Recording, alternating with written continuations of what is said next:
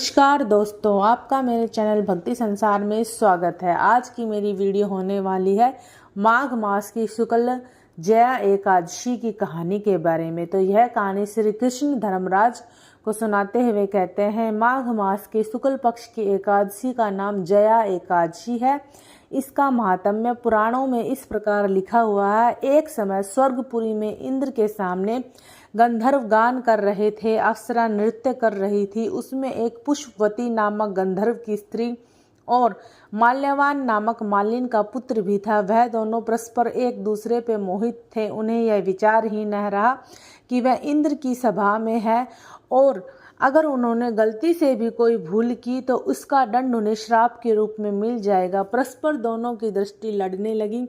माल्यवान तो दीवाना था ही, गाना गाना भी भूल गया और पुष्पवती पगली बनकर नाचने का तार भूल गई। देवराज ने देखकर बहुत अत्यधिक क्रोध किया कि तुम लोग स्वर्ग में रहने के लायक नहीं हो, जाओ जाकर धरती पर निवास करो और भारी दुख और कष्ट को भोग करो।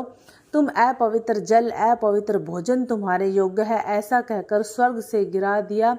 स्वर्गारोहण मार्ग द्वारा वे बद्रीनाथ में आए। उन्होंने इसी तपोभूमि का चयन किया ताकि उनके कष्ट शीघ्र ही दूर हो पाएं। तपोभूमि में रहकर उन्होंने भगवान को याद किया, उनकी भक्ति की, लेकिन कष्ट से भरे जीवन से एक दिन उदास होकर उन्होंने एक दिन भूख हड़ताल कर दी। रात्रि को ही बद्रीनाथ के गुण गाए, न कुछ खाया न कुछ पिया। सारी रात बद्रीनाथ भगवान के गुणगान और भजन करते रहे। प्रातःकाल हुए तो स्वर्ग से उन्हें एक विमान लेने आया और ऊपर स्वर्गलोक में ले गया और उन्हें वहां बताया गया कि कल जया एकादशी का व्रत था, आपने भूलवश भूख हड़ताल कर दी और रात्रि जागरण कर कर प्रभु का गुणगान किया। उसके प्रभाव से आपको इंद्र के श्राप से मुक्ति मिल गई है।